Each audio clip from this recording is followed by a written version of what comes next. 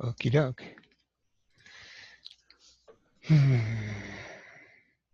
So shall we push a button? Copy the link in.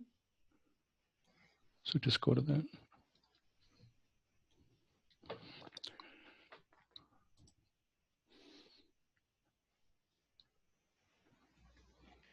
So Howard, where you say all these unmutes under the, second section, these are all done by us as well as Yes. Bakil Would that or work? you? Or, okay. Yes, that's right. We can mute or unmute people also.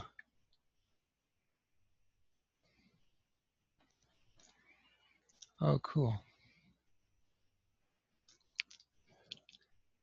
That's interesting. George and Leanne were here real early before 6. And then I told them that we weren't going to open until 6:30, so they left for a while. But when they came back, they re-got their first 2 spots in line. Awesome. Okay. Wakil, are we okay to let people in, you think? Yeah. Okay. Here we go.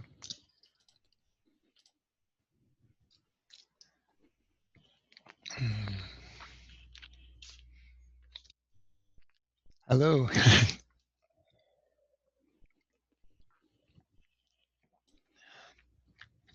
Poof, there's a whole bunch of us.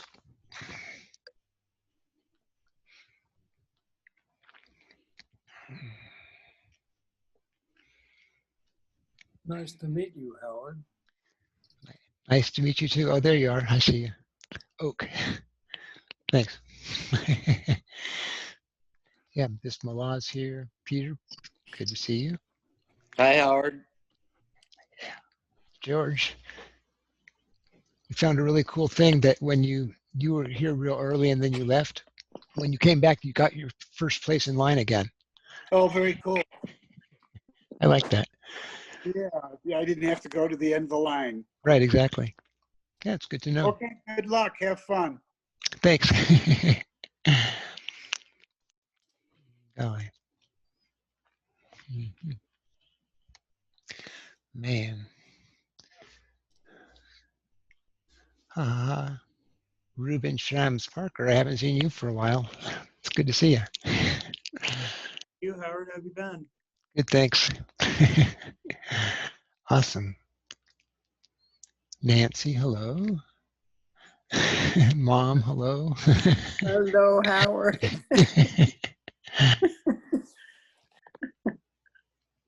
Oh.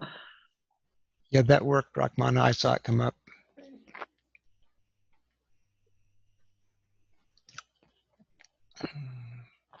Oh, it's a whole nother page. Hi.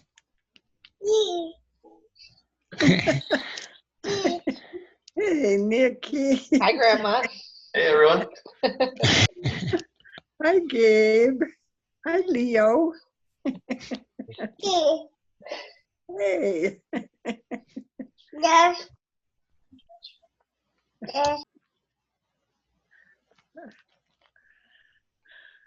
Oh, Mariam's here. Hello, Mariam. Hello, Howard. So good to see you. Hello. Assalamu alaikum.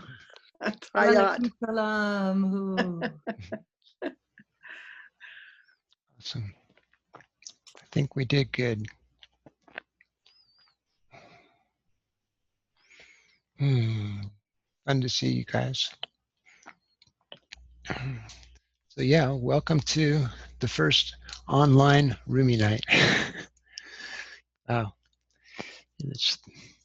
Thank you for coming over to my house was what I was going to say, but I kind of came over to your house too, so it's a little bit of each. At the library, when we do the Rumi nights there, we're in a big room, and at the back of the room, there's the baklava and tea are sitting there waiting for us at this point, and so that's kind of fun. And people come in and sit down, and we talk about Rumi a little bit, and then people read, and someone will maybe play some music, and that a lot of that's going to be the same tonight. So that's pretty cool. Um, hmm.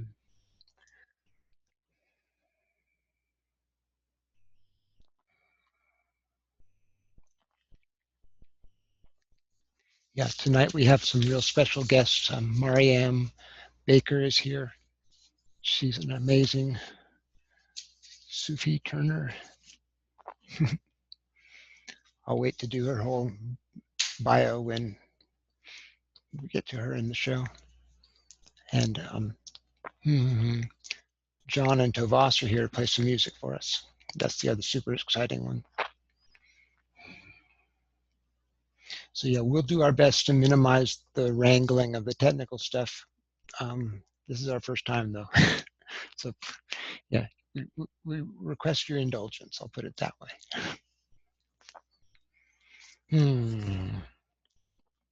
So yeah. The breeze at dawn has secrets to tell you. Don't go back to sleep. You must ask for what you really want. Don't go back to sleep. People are going back and forth across the door sill where the two worlds touch. The door is round and open. Don't go back to sleep.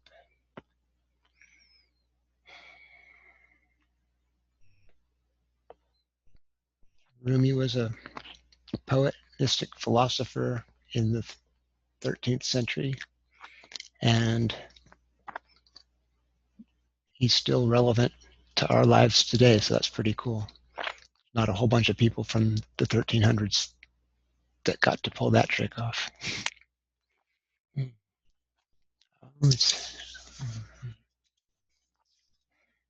I think that's enough to get started. So what we're going to try to do is Lisa's going to unmute. Whoa, that was fast. Awesome. And she's going to do a poem for us. Thank you. I would love to share The Guest House. This being human is a guest house. Every morning, a new arrival, a joy, a depression, a meanness. Some momentary awareness comes as an unexpected visitor. Welcome and entertain them all, even if they are a crowd of sorrows who violently sweep your house empty of its furniture. Still, treat each guest honorably. He may be clearing you out for some new delight. The dark thought, the shame, the malice. Meet them at the door, laughing, and invite them in. Be grateful for whatever comes, because each has been sent as a guide from beyond. Thank you. That's awesome. Yeah. Hey, it worked. We did one. Yay.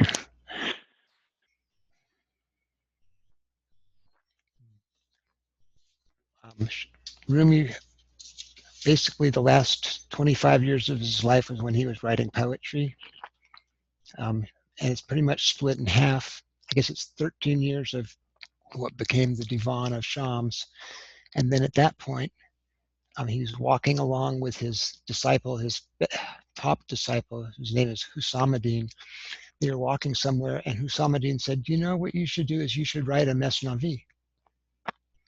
And that's actually a form of poem where it's rhyming couplets, and there's 11 syllables in every line.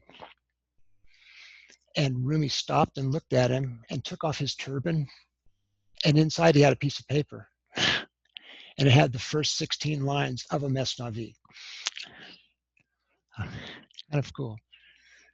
Yeah, then spent 12 years writing this poem and stopped right shortly before he died. The first part of this became called the reed flute. And what it talks about, the reed is a metaphor or a symbol being torn from the reed bed It's a symbol for man being torn from, being separated from the beloved. I'll say that much and then turn it over to Brenna. Thank you. Thank you, Howard. So I'm going to offer a version of the reed song that was put to music by Ferdowsi John Wyrick.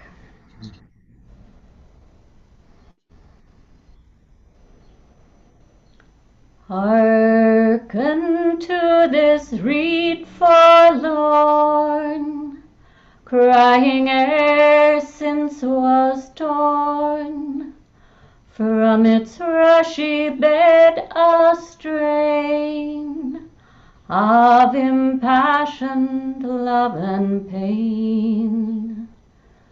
The secret of my song, though near, none can see and none can hear. Oh, for a friend who knows the sign, who'll mingle all their soul with mine. 'Tis the flame of love that fires me, 'tis the wine of love inspires me. Do you know how lovers bleed? Hearken, hearken to the reed. I've been listening to her do that for about 8 years, I think. And I always dreamed that somehow we would get you up here, Brenda. Thank you so much. Yeah, just beautiful. What else is there about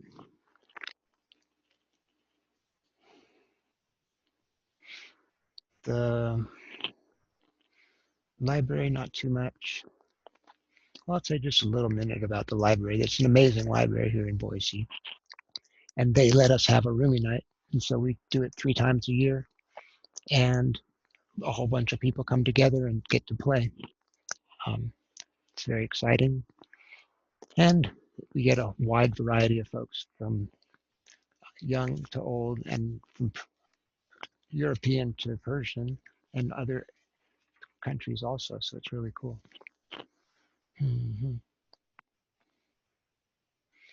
Yeah. Well, we're going to move over to Sayed doing the same poem. And what happens is he's going to read to us in Farsi. Yeah, so let's switch over to Sayed. Bismillahirrahmanirrahim. بشنو از نی چون حکایت می کند از جدایی ها شکایت می کند کز نیستان تا مرا ببریدند از نفیرم مرد و زن نالیدند سینه خواهم شرح از فراق تا بگویم شرح درد اشتیاق هر کسی کو دور ماند از اصل خویش باز جوید روزگار وصل خویش من به هر جمعیتی نالان شدم جفت بدحالان و خوشحالان شدم هر کسی از ظن خود شد یار من و از درون من نجست اسرار من سر من از ناله من دور نیست لیک چشم و گوش را آن نور نیست.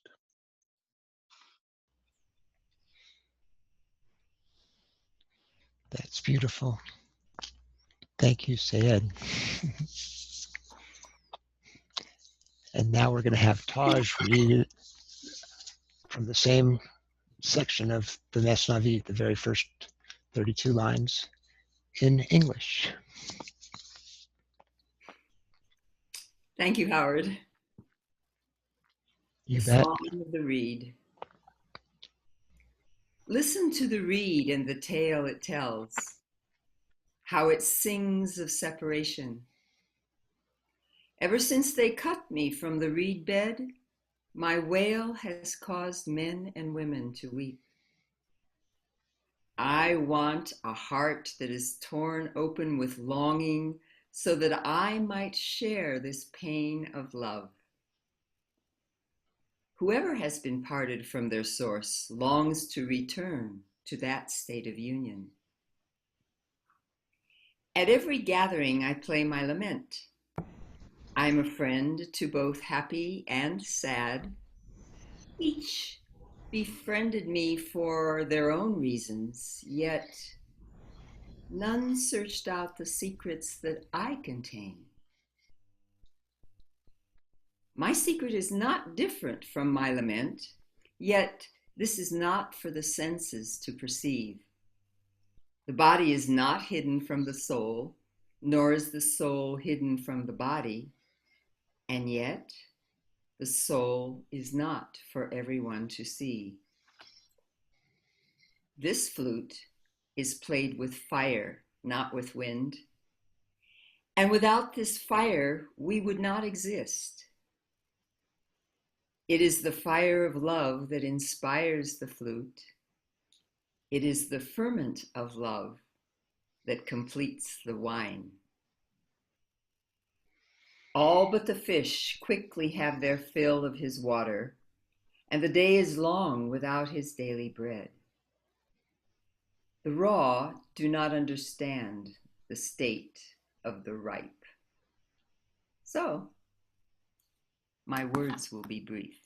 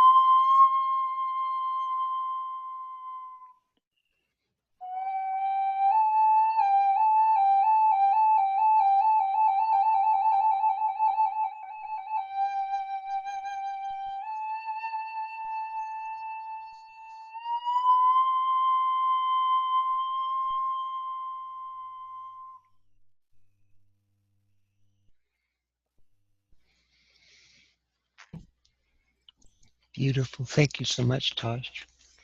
The ocarina sounds amazing. You can hear it much better with headphones here than in the big old library.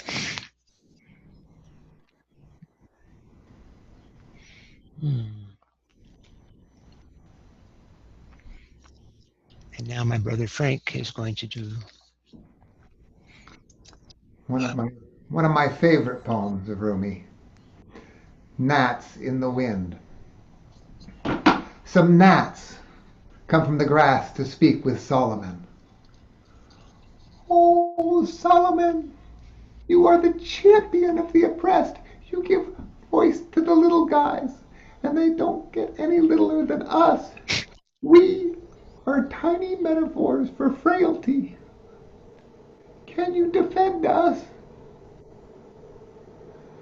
Well, who has mistreated you? Our complaint is against the wind. Well, you have pretty voices, you gnats. But a judge cannot just listen to one side. I must hear from both litigants. Of course, agree the gnats. Summon the east wind, calls out Solomon. And the wind arrives almost immediately. What happened to the gnat plaintiffs? Gone. Such is the way of every seeker who comes to complain at the high court. When the presence of God arrives, where are the seekers?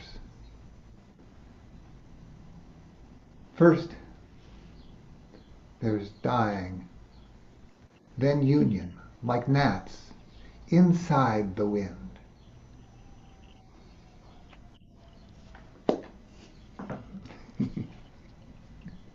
That's awesome. Thank you so much.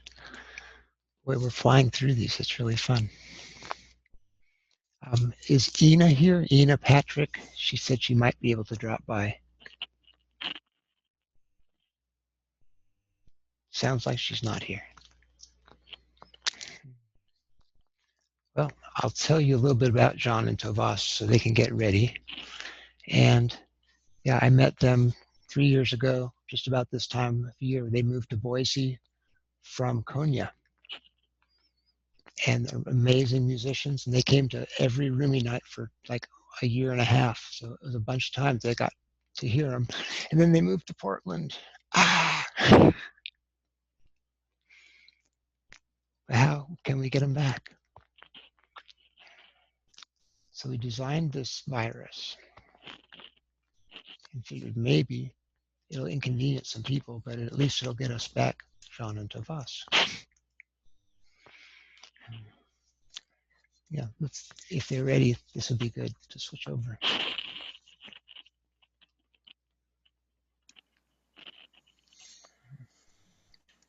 Hi everybody. Hello.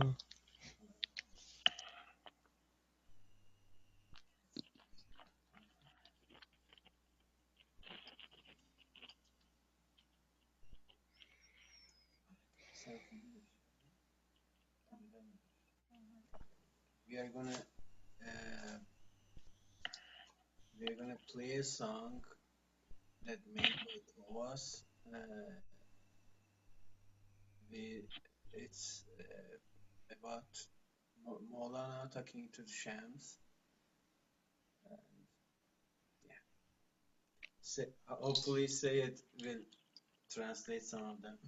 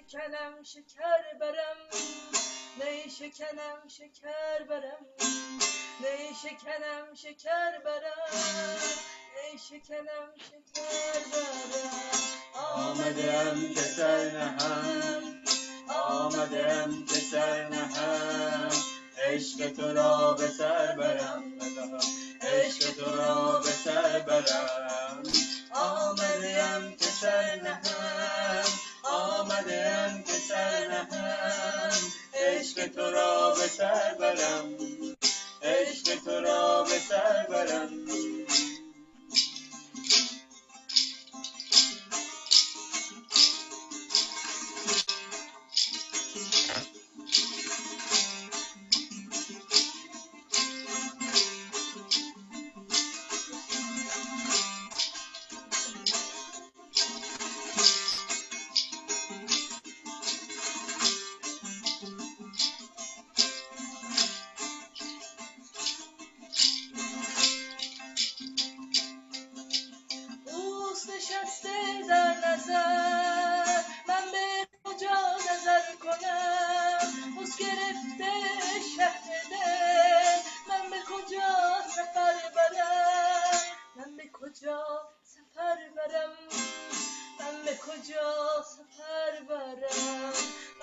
کجا سفر برم من به کجا سفر برم آمده ام که سر نهم آمده ام که سر نهم عشق تو را به سر برم عشق تو را به سر برم آمده ام که سر نهم آمده ام که سر نهم عشق تو را به سر برم عشق تو را به سر برم.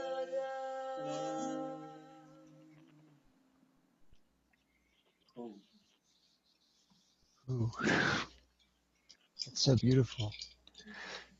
Amazing, Tovas. Thank you so much. We're very lucky we're going to get them to come back twice more in this program.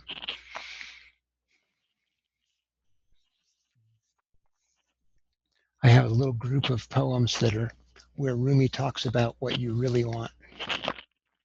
I read you the one earlier, that The Breeze at Dawn, where the second line is, you must ask for what you really want. Don't go back to sleep.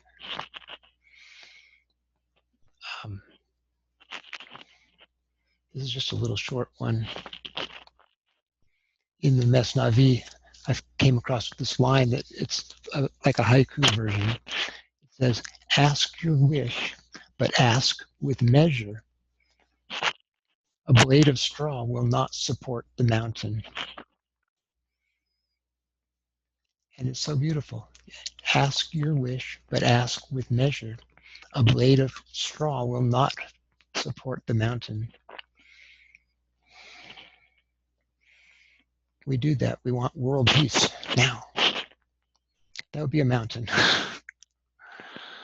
I don't know. It's an amazing one. Another one was, let yourself be silently drawn by what it is you truly want. It will not lead you astray.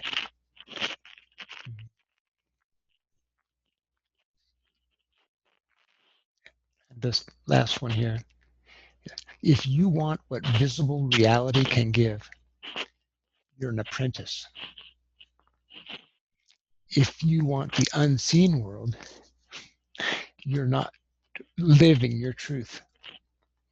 Both wishes are foolish, but you'll be forgiven for forgetting that what you really want is love's confusing joy.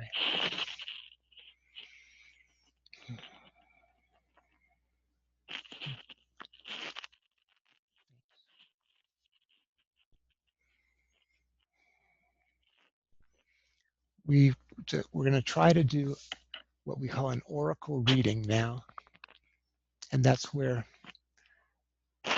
we let divine inspiration choose a poem as an answer to a question. Sayed is the master of this, and I'll turn it over to him, and we'll see how a virtual version of this works. So we're going to have to come back on the master name here a little later. So I have several books here. First of all, does anybody wants to ask a question? Of Rumi, right? Of Rumi, not of me, yeah. I have a question. My name is Nancy. Hi, I'm Howard's little sister.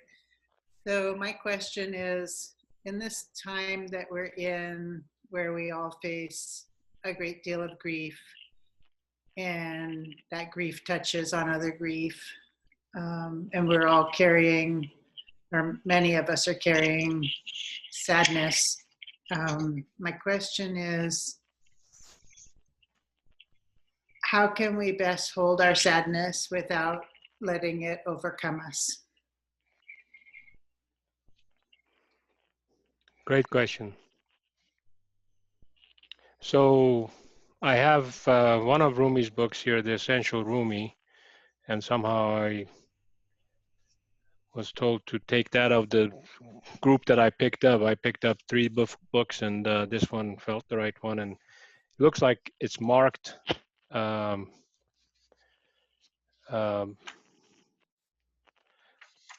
let me read. We'll see how this answers your question, which is a question that most of us would have right now. It's called the blocked road. So if you have the essential Rumi, it's page 93, if you want to just follow on that one. Because some people are better at looking at a poem than listening to me. I wish I knew what you wanted. You block the road and won't give me rest. You pull my lead rope one way, then another. You act cold, my darling. Do you hear what I say? Will this night of talking ever end? Why am I still embarrassed and timid about you? You're thousands, you're one, quiet, but most articulate. Your name is spring, your name is wine, your name is the nausea that comes from wine. You're my doubting, and the light points in my eyes. You're every image, and yet I am homesick for you. Can I get there, where the deer pounces on the lion, where the one I'm after is after me? This drum and these words keep pounding. Let them both smash through their coverings into silence.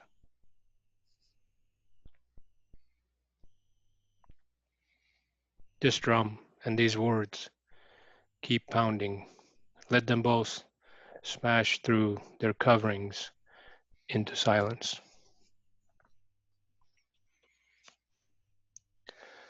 Did that give you any answers? Yes, it actually does. Sort of speaks to me, saying that everything is being accomplished. And also, there was one line I just loved about something you and me. I can't remember it now, but it feels like, I guess it said something like the one that I'm seeking. The one I'm after is after me. Yeah, that's it. That's it. Yeah, because my own heart, I've been feeling is so tender, especially these days. And I think that that's part of, spiritually, that's part of what this tenderizing is part of the divine plan. So thank you. Thank you. Do you want to do another one, Sad? I'd like to hear another one.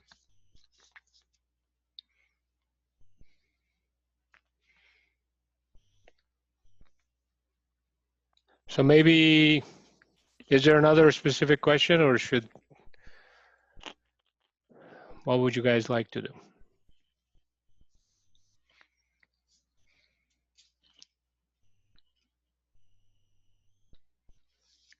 Well, the way we do it, I wonder if we can do one the way we do it at the library, which is that someone thinks of a question. Yeah. Yeah. I have a question. Yes. How will we come together in answer to this pandemic as a world? Let me change to my Dr. Fauci's outfit. All right. Tell me the right or the left? Left. Okay. The wave of that agreement. Every second, a voice of love comes from every side. Who needs to go sightseeing? We came from a majesty and we go back there. Load up. What is this place? Muhammad leads our caravan. It is lucky to start out in such a fresh breeze. Like ocean birds, human beings come out of the ocean. Do not expect to live inland. We hear a surging inside our chests, an agreement we made in eternity. The wave of that agreement rolled in and called the body's boat. another wave will smash us, then the meeting we have wanted will occur. Wow. That worked rather well. That was right on.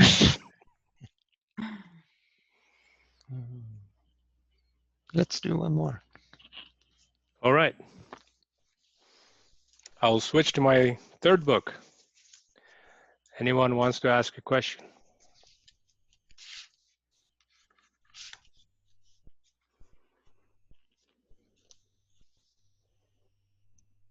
Maybe you guys want to think about one. You don't have to voice it. Yeah, does someone have a question that they won't tell us what the question is, but they'll just hold it because Yeah. Oracle can answer that also. Yeah.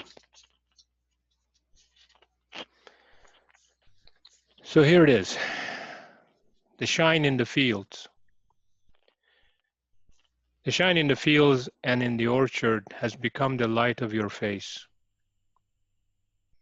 No home now, no loved occupation, no belongings, no figuring profit and loss.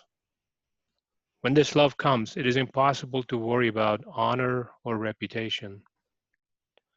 What the community gives, the more and the less. There is no longer any demarcation line between the words. Hats fly off. A pack of dogs snarl and bite each other around the carcass. We're not those dogs. Only God knows our secrets, and that's enough. We have no more discussions about God or argument over doctrine. What is planned in each person's soul will sprout. What is planted in each soul, in each person's soul, will sprout. We surrender to however that happens. Companions used to be magnets that drew us together to talk. No more, no more even the sun. It has turned itself into the face of Shamsa Tabriz, the sanctity and praise. This one was from the book called The Glance, page 39.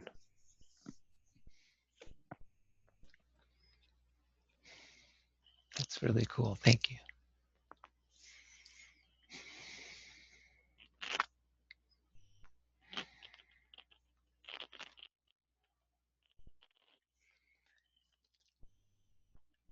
This next presenter started coming the first time she came. I don't think she was 10 yet. I think she was 9 years old. And now she's like 13 or 14. And it's just wonderful to have, Divya agree to come again and share a poem with us.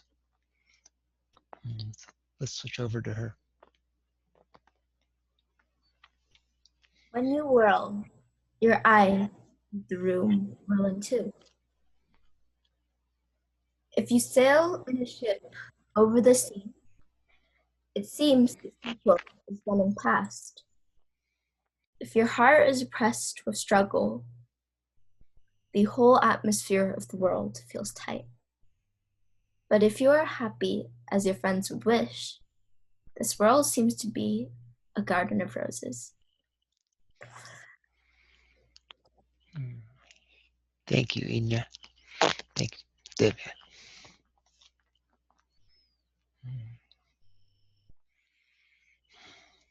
Trying to think. Yeah, we can do some questions of the other sort. Is there something about Rumi that someone wants to know about?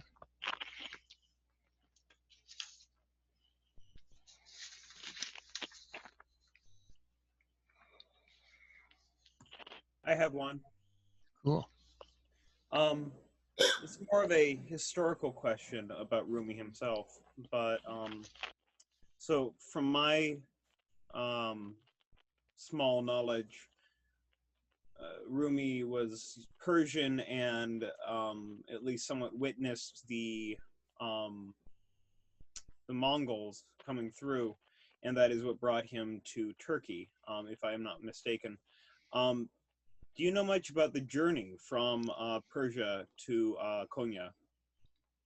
I'm going to let Sayed take this one because he does know it very much.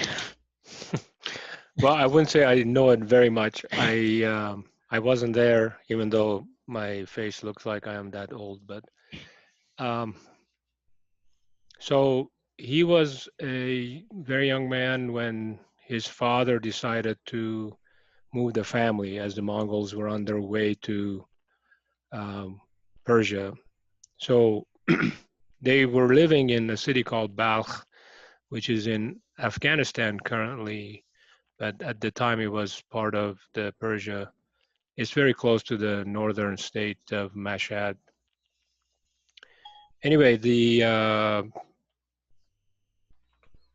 travel, because his dad was a Islamic scholar and basically had a school and taught people. He took the family, and the story says that there's like 90 camels just carried books that his father had. So it was a big caravan. And so as they traveled, they kind of came south through Iran, or came south and then kind of central through Iran and then through Iraq, Syria, and eventually into Turkey. What is Turkey now?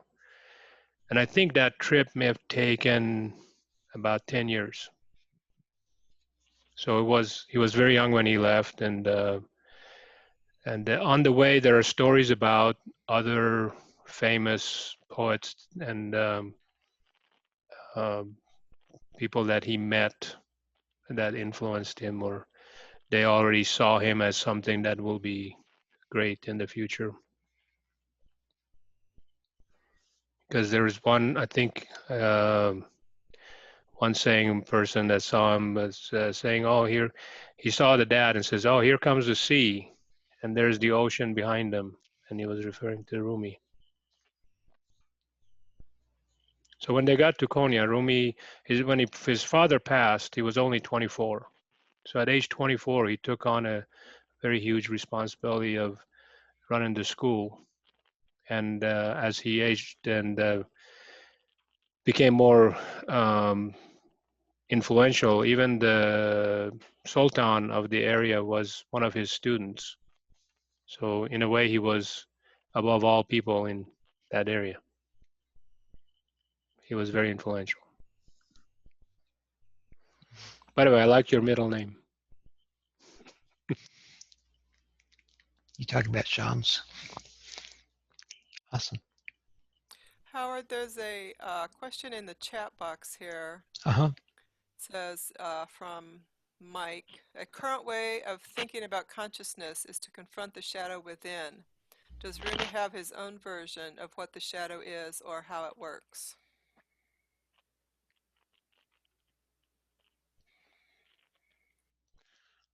Not one that I'm going to try to summarize. I'll put it that way. He talks about that quite a lot, of what we call shadow now. I think is sort of part of what he's talking about when he talks about the two parts of a person. And I actually have one of the things I brought is a part of a discourse that I'll do a little bit later that we'll touch on that just a little bit. Thanks.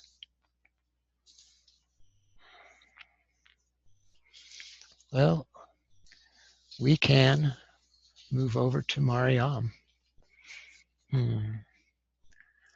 Mariam is a passionate student of Pir Mevlana Jalaluddin Rumi through the school of Suleiman Dede and his successor, Jalaluddin Loris. A frequent traveler to Konya, Turkey, she has been blessed with a turning in Sema, in the sacred resting place of Rumi. Her life, work, and joy is a living mysticism that deepens our amazement and gratitude for this life, this breath. She has served as a specialist in women's and religious studies, presenting lectures and workshops around the globe. Mariam is author of 2 books, the most recent, Sacred Voices, Stories from the Caravan of Women. she joins us tonight from her Northern California home. Assalamu alaikum, everyone. So wonderful to be here. I do want to take a moment to address that last question of questioning, does Rumi look at the shadow within all the complexities of our life as humans? And yes, he does very much. We heard the poem. I think, did you read it, Taj? Did you speak the poem, The Guest House? This speaks so much to the shadow and Rumi's orientation towards welcome all of it to make peace rather than prohibit or imprison. Welcome them all. Let our heart, this heart of love, be a guest house to all, and most especially our own inner selves.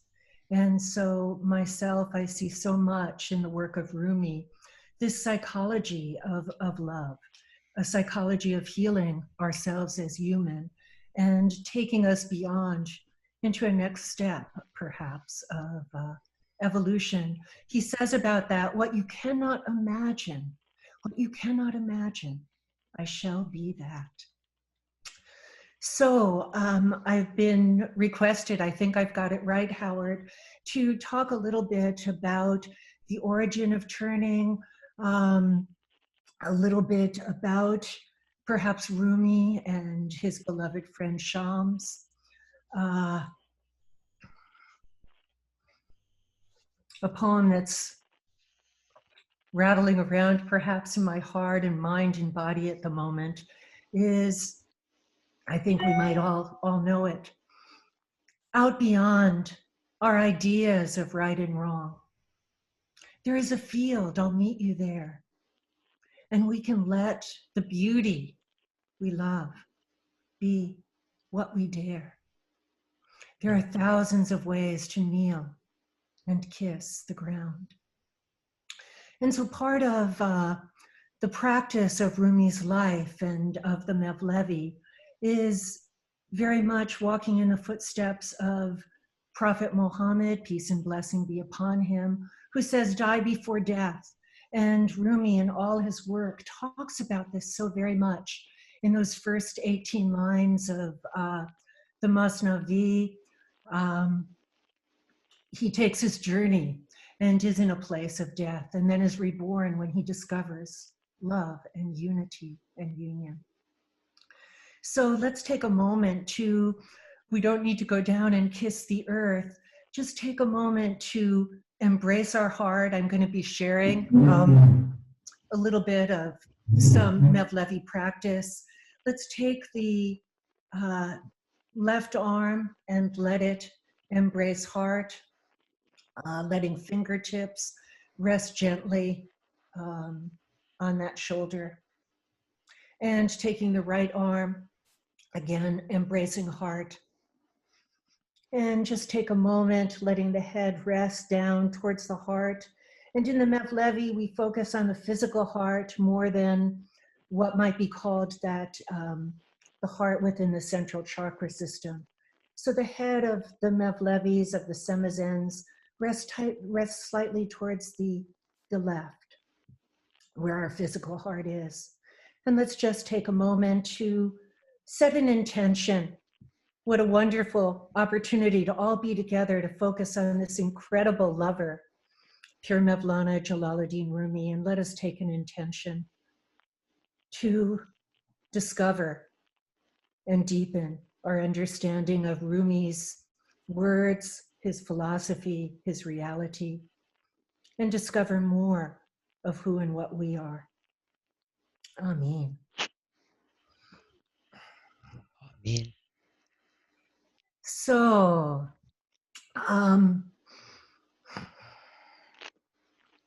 there is a beautiful rigor that happens within the life of someone who takes on the path of Mevlevi, of Pir Mevlana Jalaluddin Rumi.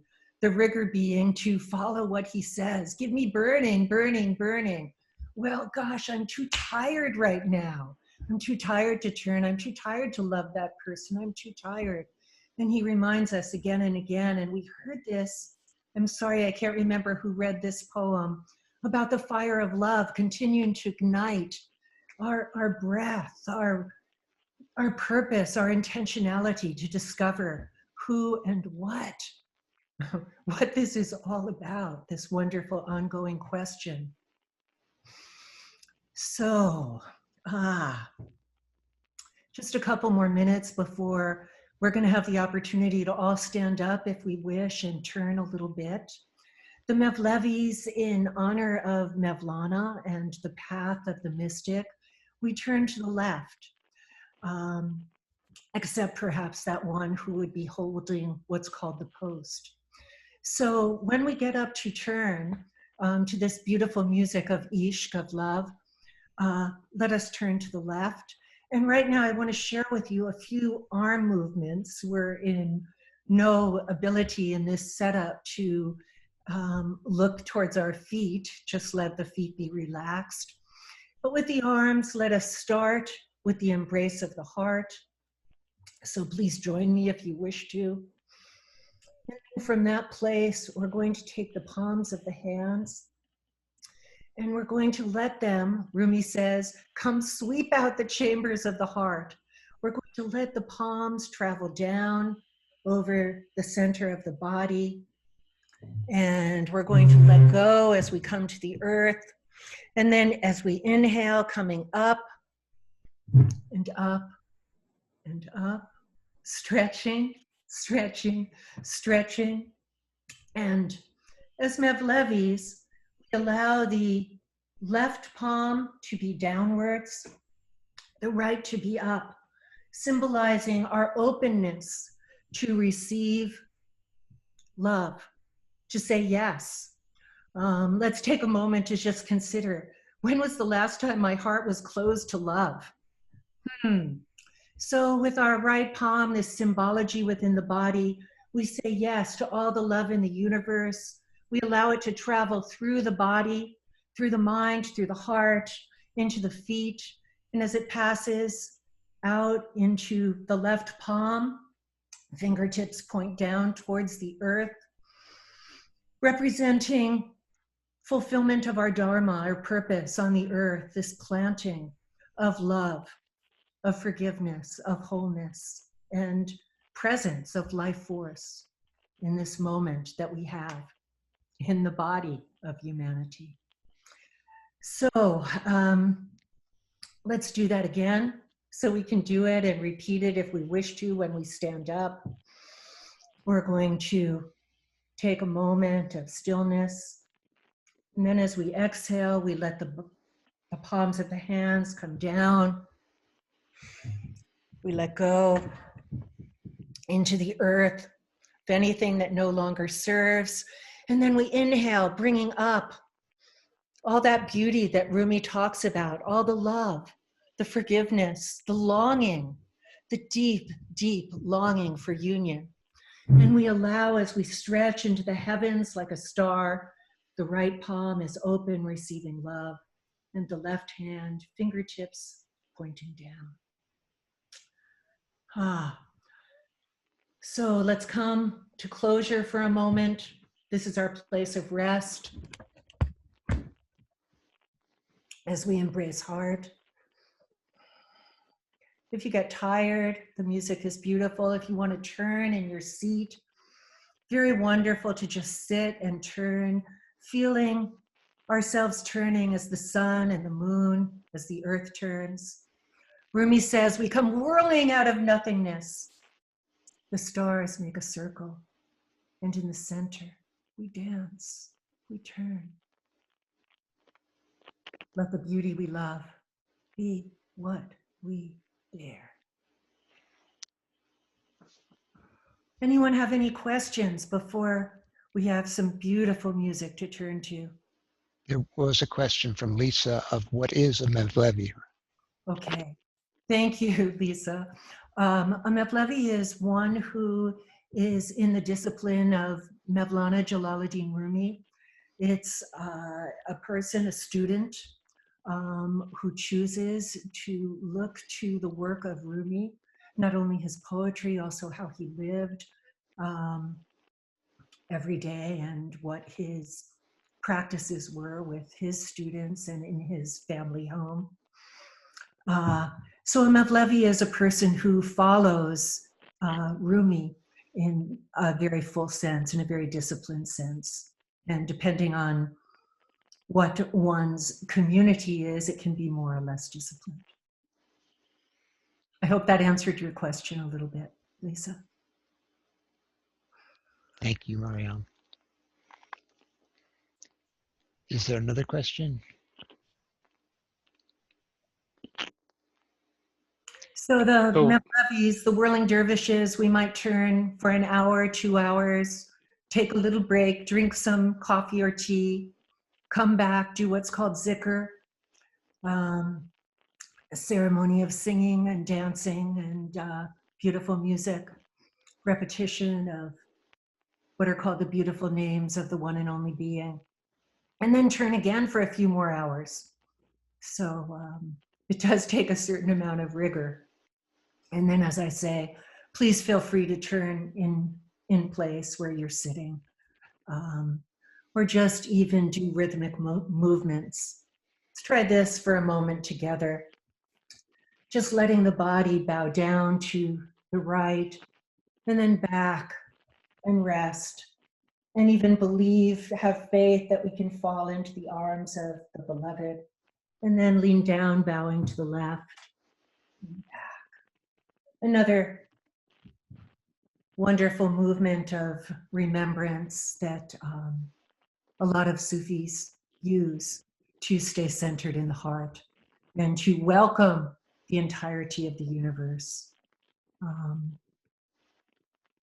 of everything that's included in that word Allah, all of the yes of the Al and all of the no of the La, and the great mystery that exists.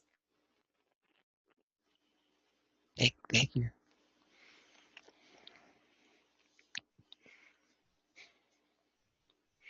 I read in the Rumi Past, Present, and Future book that he did a swaying kind of motion in Shemaz, and Shams was, when he came along, he said no, and he got him up, standing up and turning, and it was done, but not done a whole bunch. Yeah, it's people around the world, all cultures, all religions, there's always been some aspect of turning. As humans, as little children, we love to turn. And one of the things that Rumi did, and the Mevlevi, those who follow Rumi, is to create ritual of symbology of this practice of whirling and of the various states of consciousness that we can go through as we whirl, especially if the duration is for an hour or 2 hours in a formal ceremony. So while there's turning everywhere and it's so exquisite and wonderful, the discipline of the whirling dervish is very specific, and its intentionality and purpose is very specific. That's cool. Thank you.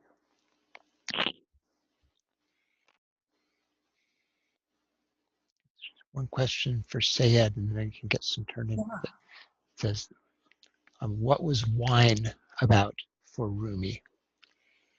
He refers often to wine in his poems. Yeah, he does so very much. And this wine is the wine of love, most definitely, and the wine of intoxication with the one and only being. The wine of intoxication when we lose ourselves in that one. Rumi's words, this is how I will die, into the love I have for you, as pieces of cloud dissolve into sunlight.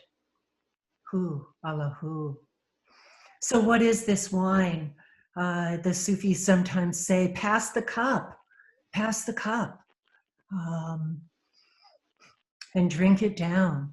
And we are saying this to ourselves, open open to the intoxication of love, the intoxication of surrender to something beyond ourselves, beyond what we might imagine the concept of who and what we are as humans, as lovers, as male or female, as binary, however we choose to define ourselves. What is this wine? It is the wine of love, and may we drink it, and may we be intoxicated on that wine, the wine of love, of forgiveness, of fully being present, that in and of itself is so completely intoxicating. I hope that answered a little bit your question. Yeah, thank you. Beautiful. Well, I'd love to see some turning.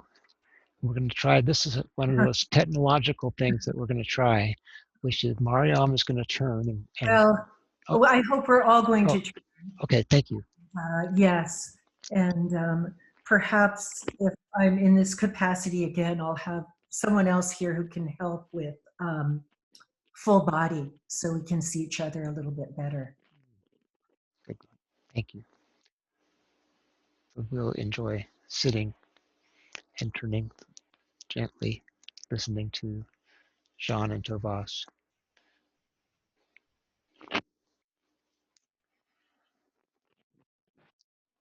We can't hear you, Mariam. I'm sorry.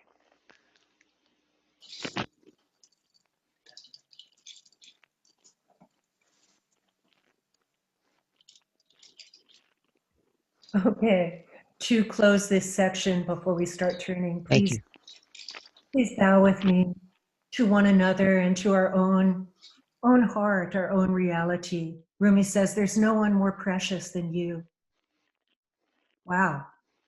He says that to each of us. So let's bow with the sacred sound too. Amen.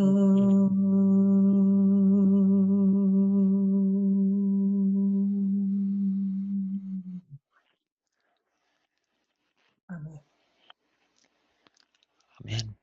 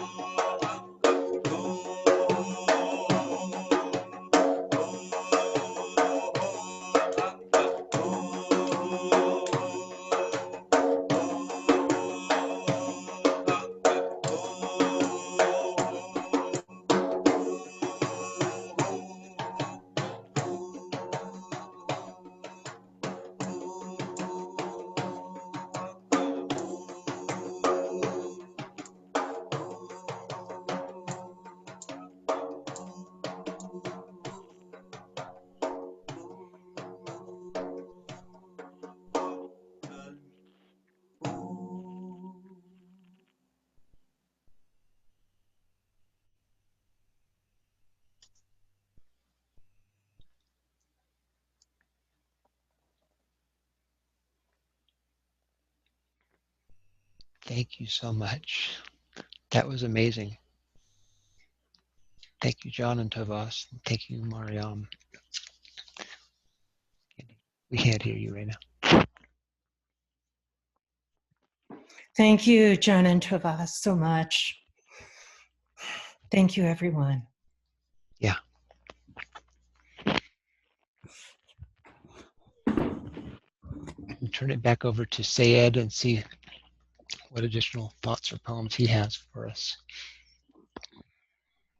Oh, a couple things. I had something prepared that I was going to talk about, but I want to also mention the question about shadows and also about Mevlevi. So Rumi basically says that shadows never leave us. So what shadows we have are always attached to us.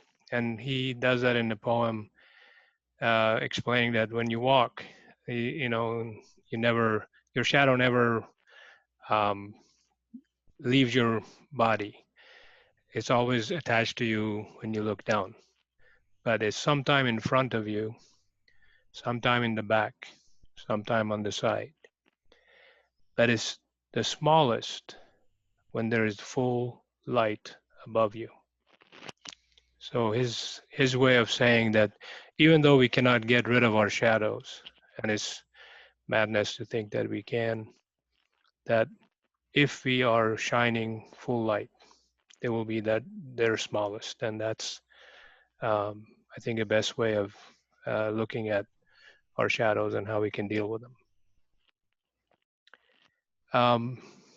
As far as Mevlevi, so I'm going to read you the full name of Maulana, which is on the Masnavi. He says Maulana Jalaluddin Muhammad bin Sheikh Bahauddin Muhammad bin Hussein Balkhi.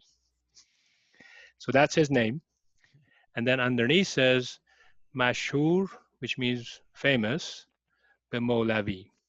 So he's famous as Maulavi. Now, Maulavi is the way the Persians pronounce Mevlevi. So that's his kind of last name. Rumi is kind of a nickname he got because at the time he went to Turkey, to Kona, that area was actually ruled by Romans. And Persians, when they refer to Rome, is Rum. So the place where the Romans are is Rumi. So that's he got the name Rumi. And the turning, it really was more formalized. Again, these are things that I know from what I have gathered in the written history. So there might be some differences in how other people see this. And that's obviously, when you look at something that happened, 800 years ago, there's going to be a lot of different ideas and opinions. But his son, after his death, was the one that more formalized the method for the turning.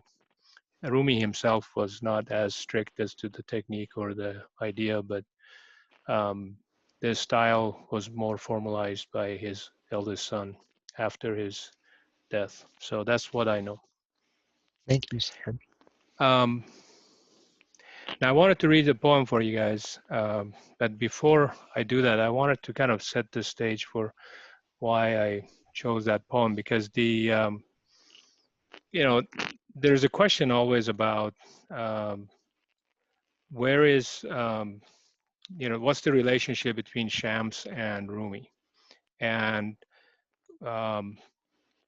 was Shams a master to Rumi? Was Rumi a Sufi? These are all pretty interesting questions because I think to some people the answers are important. I try not to get caught in that because I think that, again, a lot of people write the history the way that it pleases them or supports their point, but it's Rumi, the way we read him today, should tell us to stay away from trying to get too formalized in those definitions. But the way I've always described Rumi and Shams was the instigator in basically cutting Rumi open. So prior to Shams, Rumi was a Islamic scholar teaching Islamic um, basically doctrine and religion. And later, after he met Shams, things changed for him.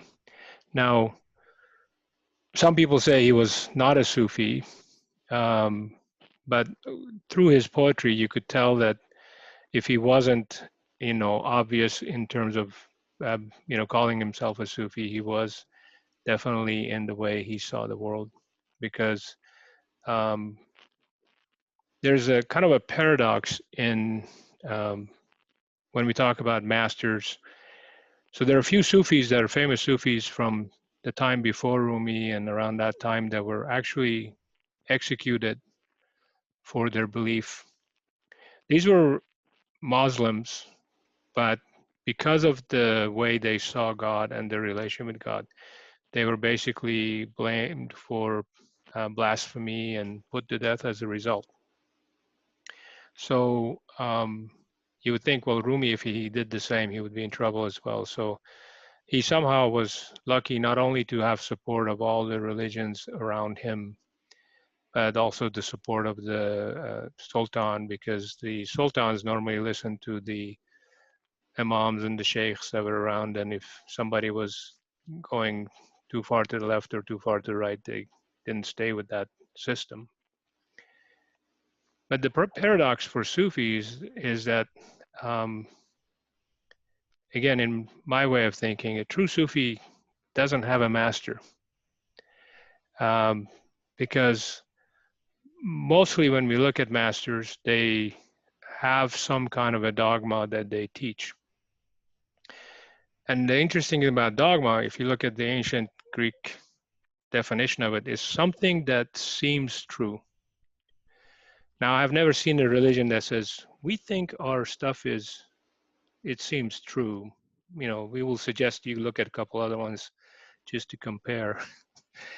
Most religions, when you look at dogma, it's basically an absolute definition now.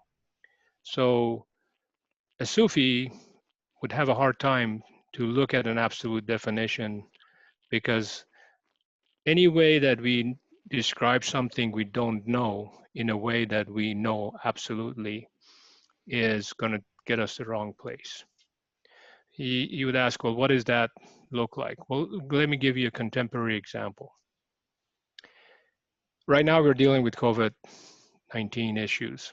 Now, I would say the masters, the ones that are knowledgeable in this field, are on the news, on the internet, on the different media.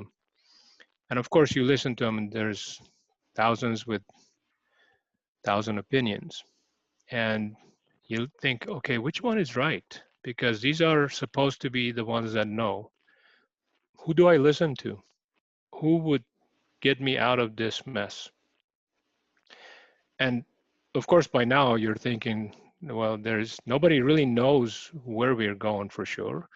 Nobody really has experienced this before.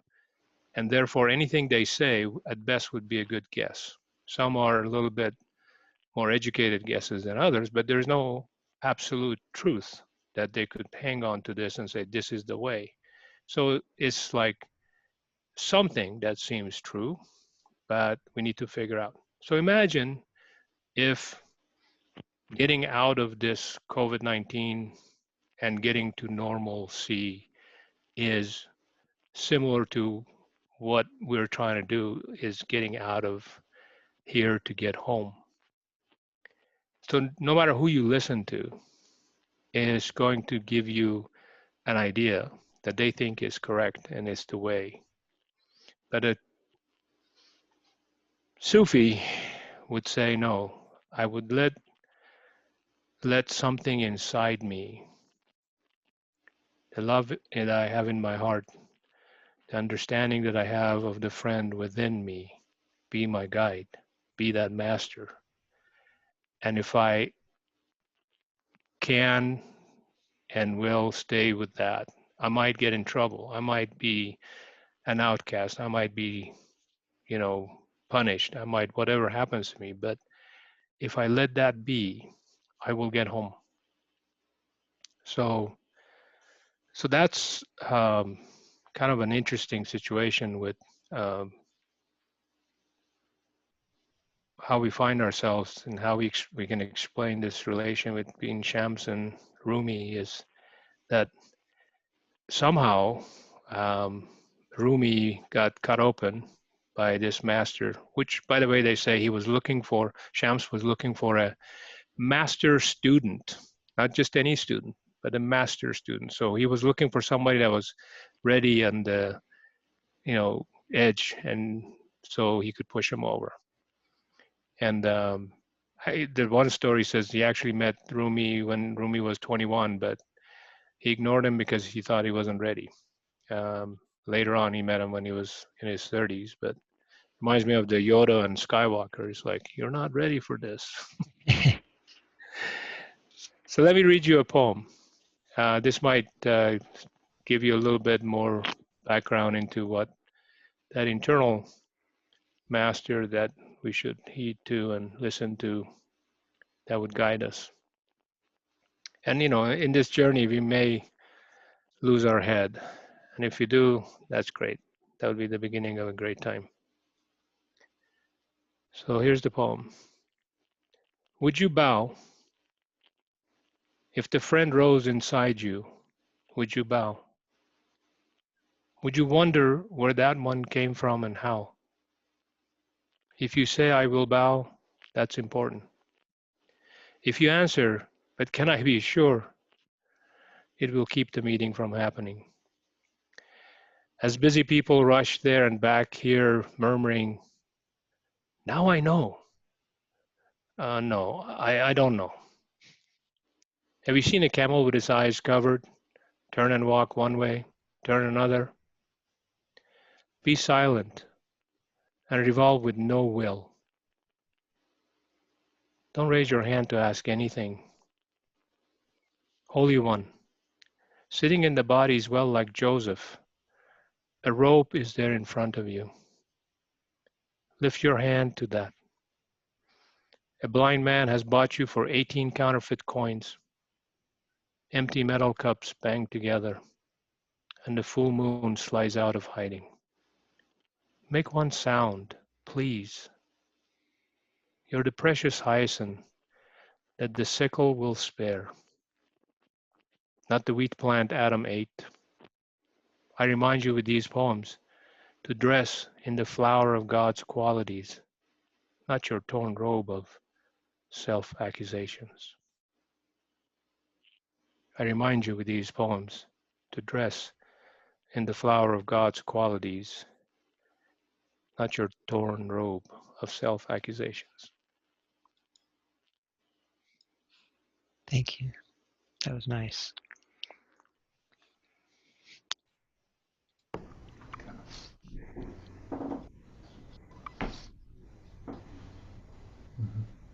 Yeah, Frank, would you please do? Yeah. One short poem that reminded me of is I saw it actually at Lama Foundation on the outhouse wall. Somebody had written a Rumi poem that I haven't seen. It must be somewhere else, but I hadn't come across it. Which was, if you cannot offer your heartfelt, sincere prayers, then offer your empty, agnostic ones.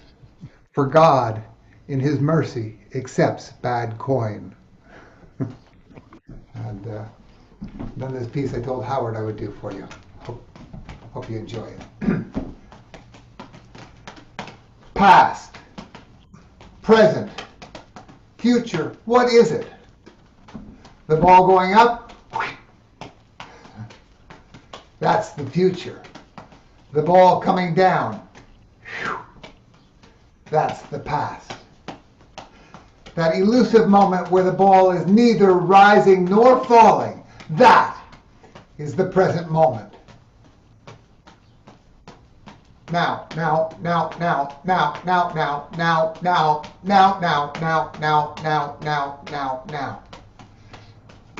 We all know people who grab at the future while it's still going up. all of us do that a certain amount, and that's normal. Then there's the people that do that a little more than the rest of us. And those people are only half here because they're half in the future. Then there's the people who just seem to live in the future.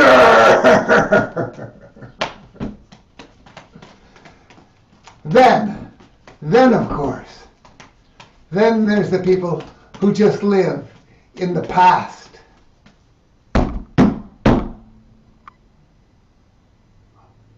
Look at them. I remember how it used to be. They were up. They were flying around. It was beautiful. You should have seen it. It was wonderful back then. The trick is to try and live in the present moment. Now. But as you pay attention, it almost seems like it doesn't exist. But you practice paying attention and watching very closely, staying in the moment, and it actually looks like it lasts just a little bit longer.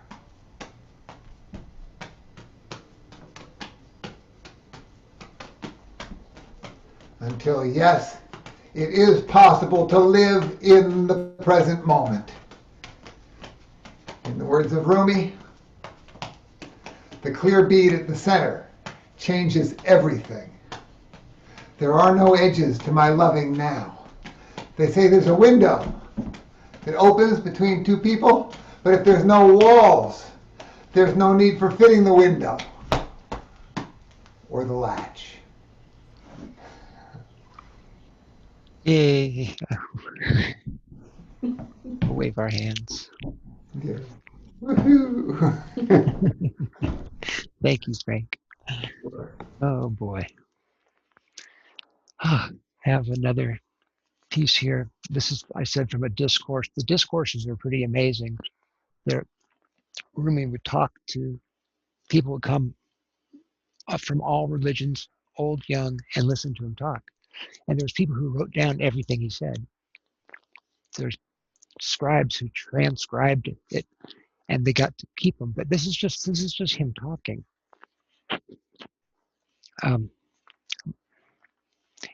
He's saying, people think they can drive away evil by great effort and striving. After struggling and exhausting all their power and means, they fall into despair. Then God says to them, you thought you could achieve this goal through your own power, action, and work. This is the law I have laid down.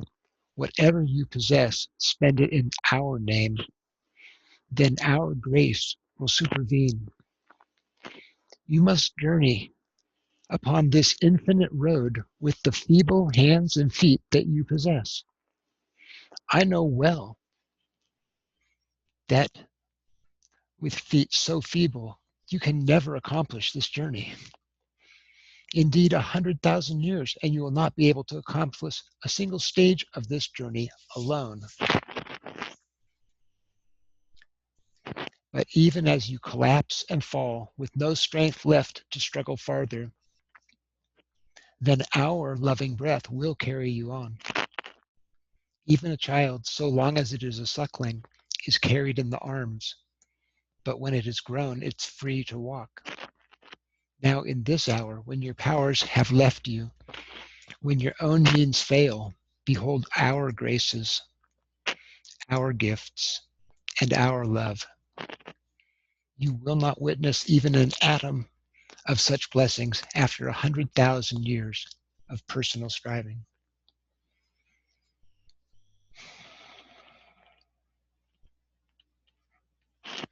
This helps me a lot. When I'm working too hard, I'm working as hard as I can at something, and I catch myself going, oh, I'm trying to do this personally, and I can only do my teeny little part, which is to show up. I don't get to do the thing. So thanks for listening to that one.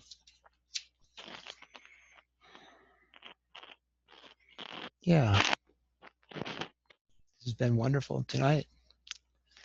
I want to thank you guys for that. And I'm going to turn it over to Frank. He's going to do some closing remarks. And Yes, what a tremendous pleasure it has been to be able to be in Boise with you and not take that long, wretched trip. And also wanting to make a note into the, again, into the, not screen share, we're going to go into the chat. I'm wanting just to once again put in where you can get the album is going up now into the chat. If you want to get Jan Parvas' album, it is, you can go to, it'll be forward for them. Okay. Nice. janparvas.com/album. You need to do lowercase album and the rest of it for it to go through properly. And fabulous, fabulous music like we've had here tonight. And what else to share? This is incredible how this has flourished and become the thing that it has in Boise. It delights me to no end. I was teasing about the long, wretched trip. Each time I've been there, it's been a delight to be there and to be here with all of you and seeing some friends out from California and Mariam and all of this. Alhamdulillah. Happy Ramadan to everyone who's celebrating that. And even if you're not, it's a time for increased kindness to one another for the remaining days of Ramadan. So, thank you. Thank you, Frank. We're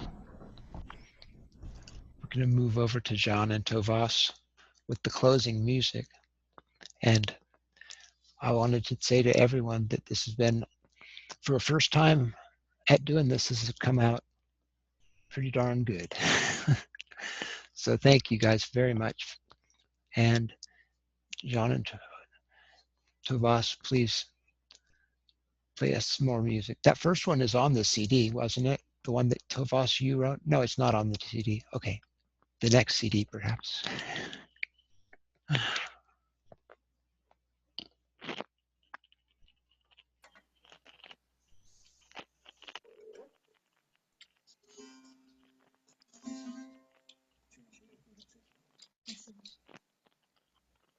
This is another song. Thomas wrote it by the poems of Sayyid Imaduddin Nasimi.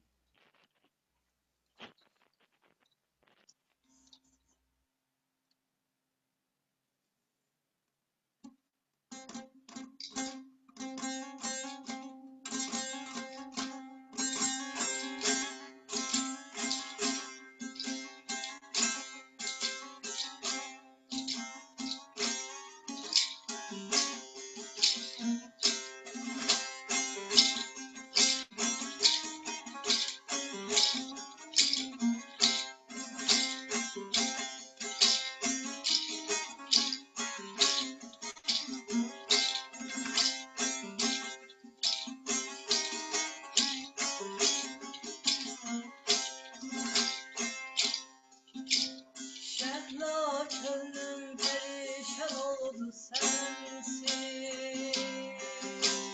Ciğerim dopdolu kan oldu sensiz. Şehla gönlüm perişan oldu sensiz. Ciğerim dopdolu kan oldu sensiz. Yegini senden ayır şahı kurban. Gönül tehdi viran oldu sensiz. Yegini senden ayır şahı kurban. Gönül tehdi viran oldu sensiz. Şehla gönlüm perişan oldu sensiz. Ciğerim dopdolu kan oldu sensiz.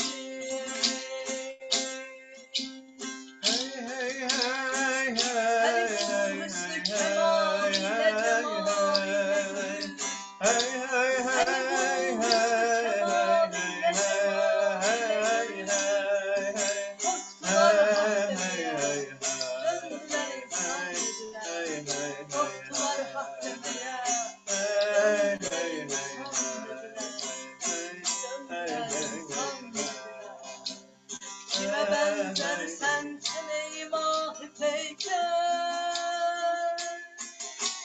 ki alem bende zindan oldu sensin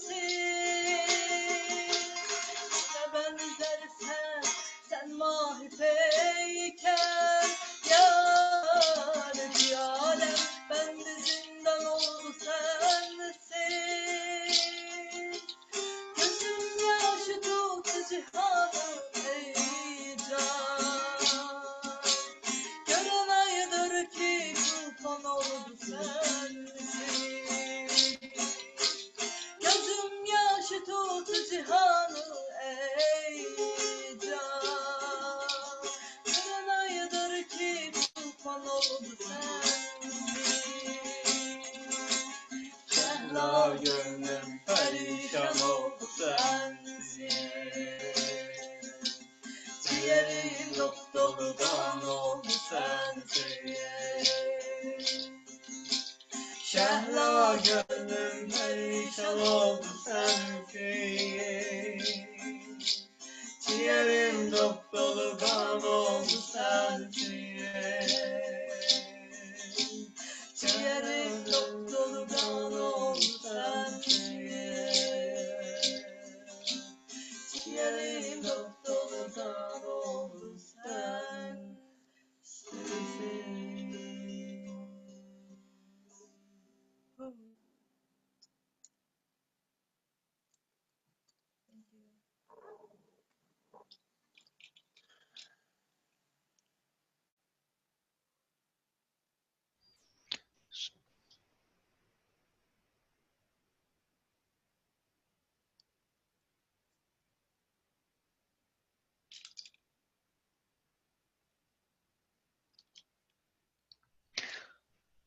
We're going to close the program now, and the room will stay open for a little bit. And if there's questions or what have you, we can chat for a little bit. But thank you guys. This has been astonishing and wonderful.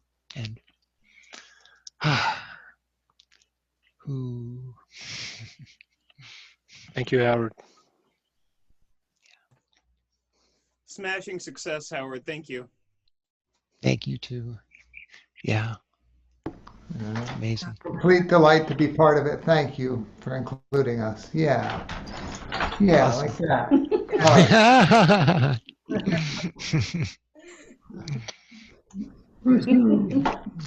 Yeah. I have a quick question for Murshida Mariam, if she's willing. Yeah. So I know with we were talking a little bit earlier about the relationship of Rumi and Shams and some ambiguity there in certain historical records. So I know with most that I know of, you have the silsila that traces back to Prophet Muhammad himself, peace and blessings be upon him. Does the Mevlevi silsila go past Rumi back to Muhammad, or does it end at Rumi? Yes, it very definitely goes back to the Prophet Muhammad and is definitely rooted. Some people say that the Masnavi is a reworking of Rumi, of Jalaluddin Rumi, of the Holy Quran. So that's some commentary there. Yeah, most definitely. There's very few of the Sufi order, Sufi lineages that go back before Prophet Muhammad to what some say are the first humans who stood up. One more quick question. Is Shams Tabrizi the so like if you were to look at the silsila of the Mevlevi, would Shams Tabrizi be the one listed above Rumi? No, it is pure Mevlana. It is Rumi himself, Jalaluddin Rumi, who is honored in that capacity. And then Shams was always a controversial figure. And while he is embraced as Rumi's most beloved friend, while they were alive and in the depth of their friendship and in Jalaluddin Rumi's great transformation, Shams was not always popular. there are many people who are jealous of Shamsi Tabriz and his relationship with Jalaluddin Rumi. And so Sultan Valette, who began the formal Sema that Syed mentioned, his eldest son, has continued the Mevlevi tradition while embracing Shams, really with the focus on walking in the footsteps, one might say, or following in the path of Rumi, of surrendering to that mysterious teacher who could come to any of us.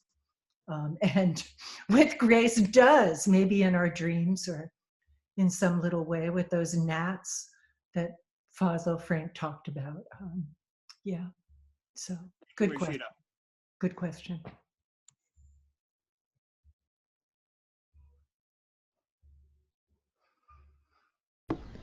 Back to free-for-all chatting.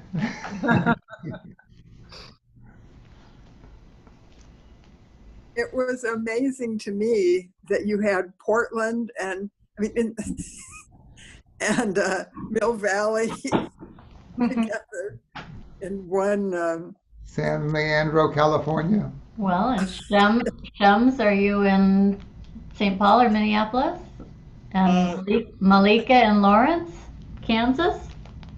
Yeah, I'm in St. Paul right now. Warm and humid. This was a great success. A very. Yeah, you're doing a great job, Howard. Yeah. Oh, you're muted, Howard. Oh. If that's what you want, I don't know. He wants us to read his lips. I was saying thank you very much. It's just a delight to be able to play and have people come over. I measure the success of this and how much it touched my heart. Thank you all very much. Thank you, Lisa. Yeah. Everyone. And how much I learned. Yeah. We are now at the beginning again. We could start. Awesome. Well, this Yes, is entirely by chance. Sorry. I'm sorry, what? This is entirely by chance. I decided to give Fazl a call earlier today to say, hey, how you doing? And he mentions, oh yeah, there's this Rumi group tonight. And I said, you know what? I think I'll show up to that. So I'm very glad I did. Yeah. Oh, that's wonderful. I'm sorry, I'm the one who invited. Lovely to see you turning, Shams, really beautiful, along yes. with Mariam. Yeah, I could feel that, Shams. Really, it was good. Yeah. Thank you, Mariam, for sharing with us so much tonight. Beautiful, yes. Yeah. And thank you to the incredible musicians. Wow. yeah. I could feel it in every part of my body. Thank you so much. Yeah.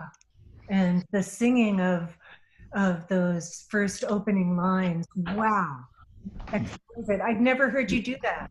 Oh. It's wonderful. Yeah. Thank you. Yeah. Yeah. It's that light under a bushel basket thing. We'll give you one more song. We're gonna do another song. John, you want to do another song?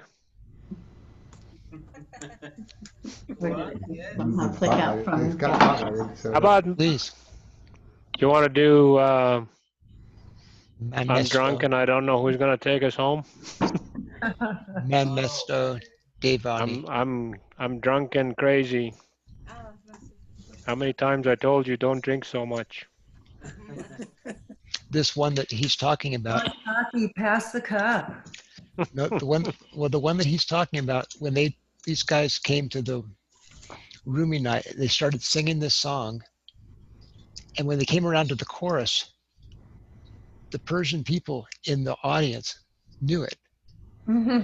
It's a known song in Iran, especially.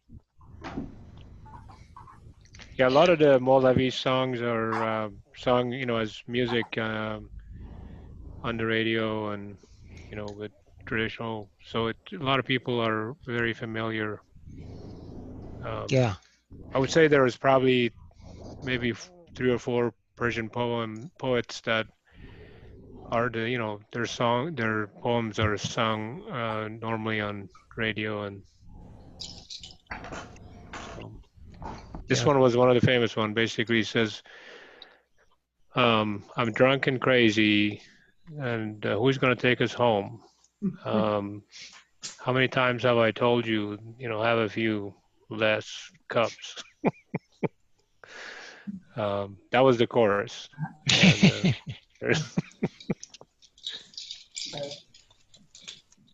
that's somebody asked about drinking. One story is that Molevi Rumi didn't drink, but Shams did. But like Mariam said, the drinking is more of the intoxication of love. And but Rumi has a lot of beautiful poem about drinking and what wine is, which is absolutely makes once you read a few of those, even having a glass of wine will be different, because he talks about